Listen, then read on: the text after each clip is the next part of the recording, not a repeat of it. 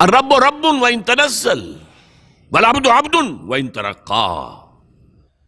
رب رب ہی ہے خواہ وہ نزول فرما کر اور پہلے آسمان تک آ جائے، جیسا کہ حدیث میں ہے کہ ہر رات کو اس کے آخری گھڑیوں میں اللہ تعالیٰ نزول اجلال فرماتا ہے پہلے آسمان تک، اور پھر کوئی پکارنے والا پکارتا ہے حل من مستغفر فاغفر له، ہے کوئی معافی چاہنے والا کہ میں اسے معاف کر دوں؟ حل من سائل فاعطیہ، ہے کوئی مانگنے والا کہ میں اسے دوں؟ تو اللہ کہاں آ گیا؟ پہلے آسمان پر، لیکن رہا اللہ ہی، رب ہی. اور حضور پہنچ گئے 7ویں آسمان پر، رہے عبد ہی.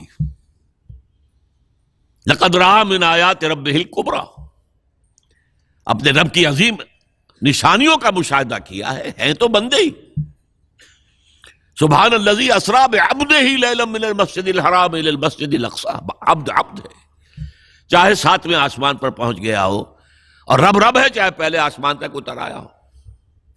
لہذا اللہ تعالیٰ حساب لے گا رسولوں سے بھی. اسی لیے اسی سورہ مائدہ میں حضور سے واحد کے صیغے میں خطاب کر کے کہا ہے یا ایھا الرسول بلغ ما انزل الیک من ربک وان لم تفعل فما بلغت رسالتہ. اے نبی پہنچا دو وہ سب کچھ جو تم پر نازل ہوا ہے تمہارے رب کی طرف سے، اگر تم نے اس میں کوتاہی کی تو رسالت کا حق ادا نہیں ہوگا، پکڑے جاؤ گے اللہ کے ہاں. اس اعتبار سے ذرا سوچئے، بعض آیات وہ بھی ہیں نا جن میں حضور پر گرفت آئی ہے، اللہ تعالیٰ نے کچھ ناراضگی کا اظہار کیا ہے، حضور چھپا لیتے وہ آیات. کیوں ہمیشہ ہمیش کے لیے یہ آیات پڑھی جائیں؟ لما تحرم ما احل اللہ لک تبتغی مرضات ازواجک. اے نبی کیوں حرام کر رہے ہیں اپنے اوپر جو تمہارے رب نے تمہارے لیے حلال کیا، اپنی بیویوں کی رضا جوئی کے لیے؟ ہے انداز ہے. عبس وتولی ان جاءہ الاعمی وما یدریک لعلہ یزکی او یذکر فتنفعہ الذکریٰ. انہوں نے تیوری چڑھائی اور منہ موڑ لیا. دیکھیے خطاب بھی نہیں کر رہے یہاں پر، یہ بھی ایک طرح کا اظہار ناراضگی ہے. اے نبی آپ نے یہ کیوں کیا؟ یہ نہیں کہا. اس نے تیوری چڑھائی، اس نے اپنا منہ موڑ لیا کہ ایک اندھا اس کے پاس آیا. یہ آیتیں بھی قرآن میں ہیں اور تا قیام قیامت ہم تلاوت کریں گے.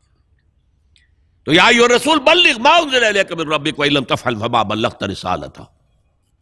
اے رسول پہنچا دو جو کچھ نازل ہوا ہے تم پر تمہارے رب کی طرف سے، اور اگر نہیں کیا تو رسالت کا حق ادا نہیں ہوگا. یہ ہے کار رسالت. اسی لیے رسولوں کے لیے سب سے بڑا لفظ کیا آتا ہے؟ انا ارسلنا الیکم رسولا شاہدا علیکم کما ارسلنا الی فرعون رسولا. دیکھو لوگوں، ہم نے بھیج دیا تمہاری طرف ایک رسول جو تم پر گواہ بنے گا، تمہارے خلاف گواہی دے گا. شاہدا علیکم، جیسے کہ ہم نے فرعون کی طرف رسول بھیجا تھا. فعصى فرعون الرسول فاخذناه اخذا وبیلا. تو فرعون نے ہمارے رسول کی نافرمانی کی تو ہم نے پکڑا اسے وبال کا پکڑنا. لفظ شاہد، اور شاہد اعلیٰ کے ساتھ، کیونکہ رسول گواہی دے گا اے اللہ میں نے پہنچا دیا تھا.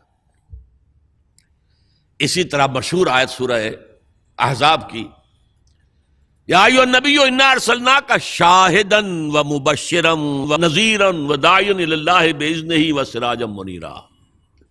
اے نبی ہم نے آپ کو بھیجا ہے 5 حیثیتوں میں. شاہد سب سے پہلی، مبشر بشارت دینے والے، راست رو راست گو ان کے لیے بشارت، کجرو ان کے لیے خبردار کرنے والے، اور داعی اللہ باذنہ، اللہ کی طرف اس کے حکم سے بلانے والے. بس سراجا منیرا، اور ایک روشن چراغ. تو یہ شاہد، یہ شہادت، یہ ہے در حقیقت کار رسالت کے لیے اہم ترین اصطلاح. اس کو نوٹ کر لیجیے. قرآن کا اصل فلسفہ شہادت یہ ہے